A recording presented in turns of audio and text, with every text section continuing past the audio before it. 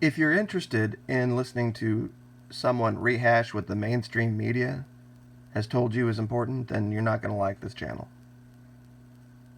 If that's what you think news is, just going to Fox or MSNBC, seeing what they're reporting, and then attempting to take a new angle on it, then you're not going to like this channel. We're going to tell the truth here about what's really going on, and this is probably the single biggest story for America in the last 10 years. And you won't hear any of it on the mainstream media. Maybe page 2. ConocoPhillips has seized PDVSA products on the little tiny Dutch island of Curaçao. Now, a lot of people don't realize Aruba, Bonaire, and Curaçao are actually Dutch territories. They aren't owned by Venezuela at all. So, according to this arbitration ruling by an international court, a private U.S. business can now enter yet a third sovereign nation and seize products, putting in jeopardy the jobs of all of the people on the island, so that ConocoPhillips can have its profits. And trust me when I tell you, ConocoPhillips is not hurting. And neither is Halliburton, and neither is Chevron, the other two giant oil companies that operate in Venezuela to this day. See, a lot of people don't realize this. They talk about all these sanctions on Venezuela. Do you realize that the U.S. still, to this day, is importing oil from Venezuela? You can look it up. It's true. In fact, the current administrator has said that that's, his last straw. He's going to stop importing oil from Venezuela.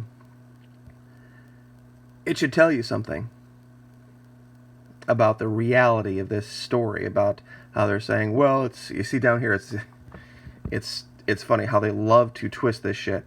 Conoco has won court orders allowing it to seize PDVSA assets on Caribbean islands, including Curaçao, in efforts to collect on a $2 billion arbitral award linked to the 2007 nationalization of Conoco assets under late leader Hugo Chavez. You see, what they don't tell you here is that PDVSA has assets in the United States as well. And ConocoPhillips has not attempted one whit to go after any of those assets in the United States. None of the Citgo holdings at all. So what does that tell you? They have to go to some tiny little island nobody's heard of and destroy its economy. Because if they tried to do it here, the mainstream media would get wind and go, whoa, look at all the jobs that are going to be lost. Look at all the damage that'll be done to the U.S. economy. ConocoPhillips can't have that. So they got to go to some tiny little Dutch island nobody's heard of to do their dirty, nasty deeds. And this is detailed. And just to do real quick, here's Curaçao, here's Aruba, here's Bonaire, here's the northern coast of Venezuela. Sorry about the blur, but there's Caracas, over here's Colombia.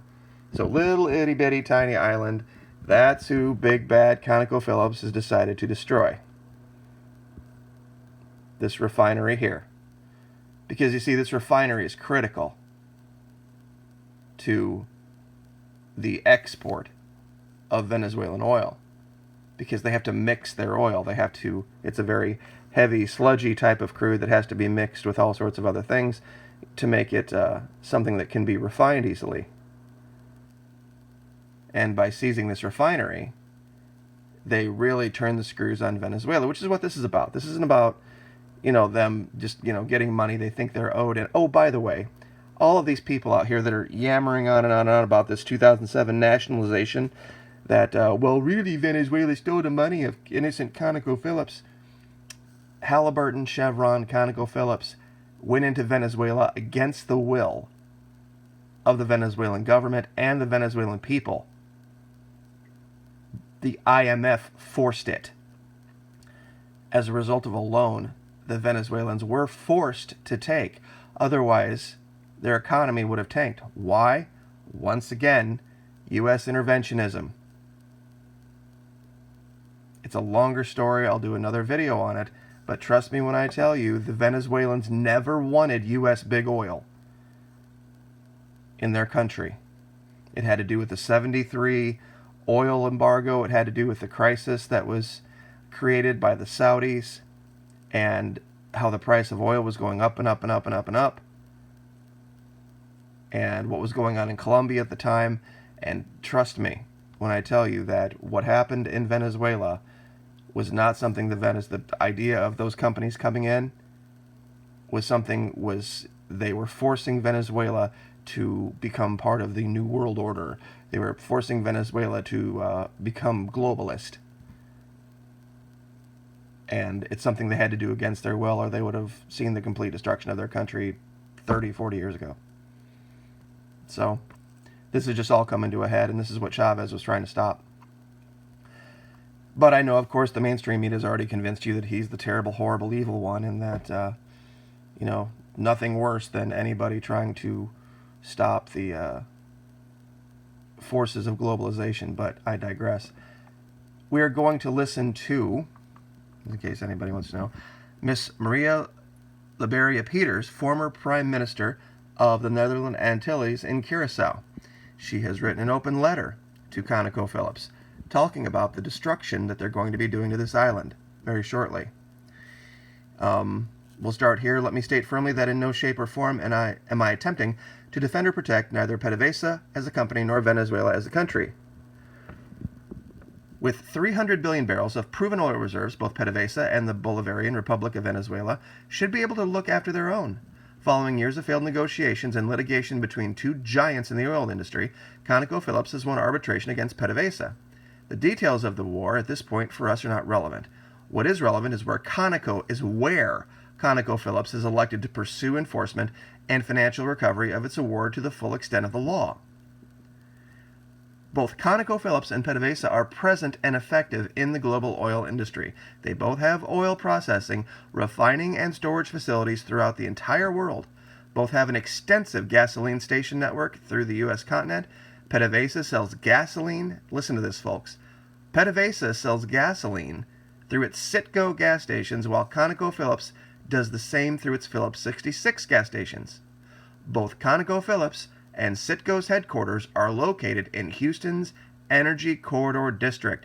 This is what you don't understand. PDVSA sells gasoline. The Venezuelan state-run oil company sells gasoline through Citgo stations.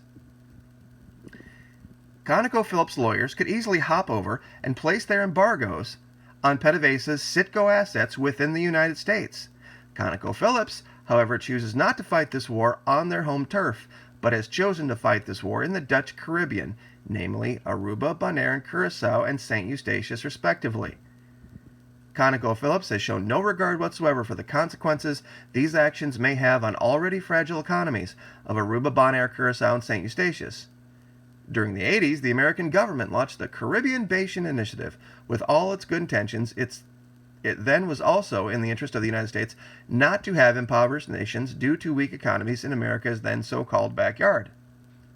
For certain items that were part of the initiative, the lobby distance between Houston and Louisiana has proven to be very short. What we are experiencing now is in line with the blatant selfishness and disregard that communities have learned to expect from such multinationals or interest groups. And she goes on here about how they are trying to settle the score. Two giants, PDVSA and ConocoPhillips, destroying the economy of a little country. A bloody shame that our people will have to pay such a high price for a relative small amount of a company with $73 billion in assets. They're seizing $600 million. Shame on you, ConocoPhillips, for choosing not to fight this war on your own turf in the Energy Corridor in Houston. Shame on you for the anguish you have poured on the hearts and homes of Dutch Caribbean families. Shame on you for choosing to victimize innocent bystanders who have nothing to do with the conflict between ConocoPhillips and PDVSA. You are acting like a bull that is out to destroy our economies without regard. And this is basically what is exactly going on.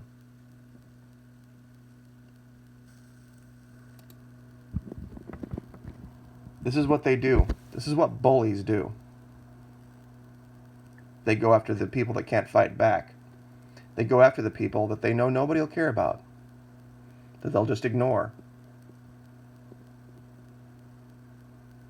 This is the news you need to know. This is what the American people want to know. So the next time you drive down the road and you see a Citgo gas station, just understand that Citgo gas station is going to be selling you Slurpees while people here go without incomes to feed their children. Like, share, subscribe.